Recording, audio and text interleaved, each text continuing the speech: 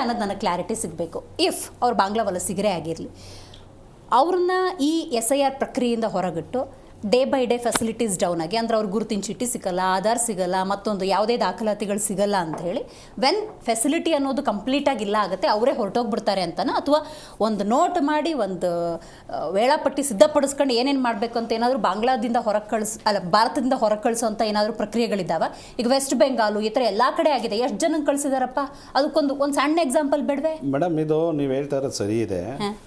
1947 ಯಾವತ್ತು ನಮ್ಗೆ ಇಂಡಿಪೆಂಡೆನ್ಸ್ ಬಂತು, ಅವತ್ತಿಂದ 70 ವರ್ಷ ಕಾಂಗ್ರೆಸ್ ದೇಶದಲ್ಲಿತ್ತು. ಬಾಂಗ್ಲಾ ವಲಸಿಗರು ಬಂದು 12 ವರ್ಷದಿಂದ ಒಳಗೆ ಬಂದಿಲ್ಲ. 70 ವರ್ಷದಿಂದ ಬಂದು ಇಲ್ಲಿ ಸೇರಿದಂಥ ಬಾಂಗ್ಲಾ ವಲಸಿಗರನ್ನ ಈಗ ಒಂದು ಪರಿಷ್ಕರಣೆ ಮಾಡಬೇಕಾಗಿದೆ. ಅತಿ ಸೂಕ್ಷ್ಮವಾದ ವಿಚಾರ ಇದು. ಈ ವಿಚಾರದಲ್ಲಿ ಹೆಂಗೆ ನಡೆಯುತ್ತೆ, SIR ಪ್ರಕ್ರಿಯೆಗಳು ಹೆಂಗಿರುತ್ತವೆ ಅಂದರೆ, ಇಲ್ಲಿ ಯಾರನ್ನೋ ತೆಗೆದು ಯಾರನ್ನೋ ಕೈ ಬಿಡೋಂಥ ಪ್ರಕ್ರಿಯೆಗಳಿಲ್ಲ. ಇವತ್ತು BLOಗಳು ಒಂದು ಬೂತ್ಗೆ ಒಬ್ಬರು ಕೊಟ್ಟಿದ್ದಾರೆ, ಒಂದು BLO ಒಂದು ಬೂತ್ಗೆ ಒಬ್ಬರು. 50 ಫಾರಮ್, ದಿನಕ್ಕೆ 50 ಫಾರಮ್ ತಗೊಂಡೋಗ್ಬೇಕು ಅವರು. ಒಂದು ಬೂತ್ಗೆ ಒಬ್ಬರೇ ಅಂದರೆ 1200 ಮತಗಳಿರುತ್ತೆ. 1200 ಮತಗಳು ಅಂದರೆ 250ಇಂದ 275 ಮನೆಗಳಿರ್ತದೆ. ಅದು ಒಂದು BLO ಮಾತ್ರ ಕೊಡಬೇಕಾಗಿರೋಂಥ ಪ್ರಕ್ರಿಯೆ.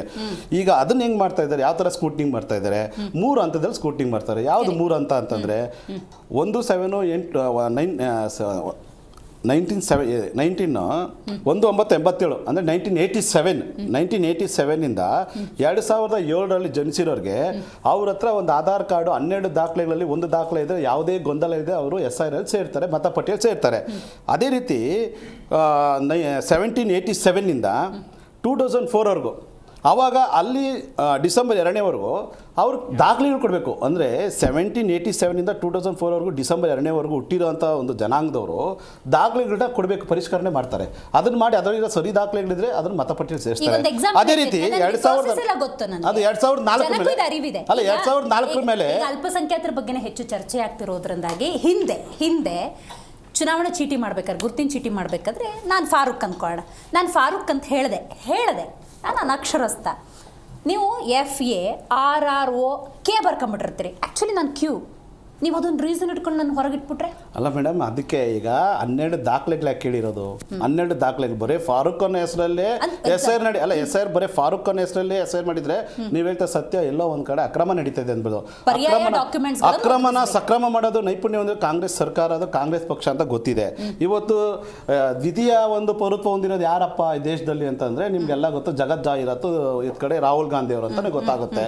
ಇವತ್ತು ಏನು ಯಾವ ರೀತಿ ಅಂತಂದ್ರೆ 12 ದಾಖಲೆಗಳು ಮನೆಗೆ ಹೋಗಿ ಮನೆಯಲ್ಲಿ ಕೂತ್ಕೊಂಡು ಮಾಡೋ ಅಂಥ ಪ್ರಕ್ರಿಯೆ. ಇವತ್ತು ಎಮಿಷನ್ ಲೆಟರ್ಸ್ ಏನಿದೆ ಅವ್ರು ಕೈ ಕೊಟ್ಟಾಗ ಆ ಲೆಟರ್ನ ತೆಗೆದು ಕ್ಲಿಯರ್ ಆಗಿ ಒಂದು ಕಡೆ 2007ರಲ್ಲಿರೋ ಒಂದು ಕಾಲಮ್ ಇದೆ, 2004 ಹುಟ್ಟಿರೋ ಒಂದು ಕಾಲಮ್ ಇದೆ. ಅಲ್ಲಿ 12 ದಾಖಲೆಗಳು ಕೇಳಿದ್ದಾರೆ. ಇಲ್ಲಿ ಒಂದೇ ಒಂದು ಮಾನದಂಡ ಇರೋದು ಈ ದೇಶದ ಪ್ರಜೆನಾ ಅನ್ನೋದು ಒಂದೇ ಒಂದು ಮಾನದಂಡದ ಮೇಲೆ SIR ನಡೀತಾ ಇರೋದು. 12 ದಾಖಲೆಗಳಲ್ಲಿ ಇಲ್ಲ, 12 ದಾಖಲೆ ಇಲ್ಲ ಇರುತ್ತಂದ್ರೆ ವಲಸಿಗರೇ, ಅವರು ಅಕ್ರಮ ವಲಸಿಗರೇ. ಬರೀ ಫಾರೂಕ್ ಅನ್ನೋ ಹೆಸರಿಕೊಂಡು ನಾವು ಕೇಳ್ತಾ ಇಲ್ಲ, SIR ಮಾಡ್ತಾ ಇಲ್ಲ.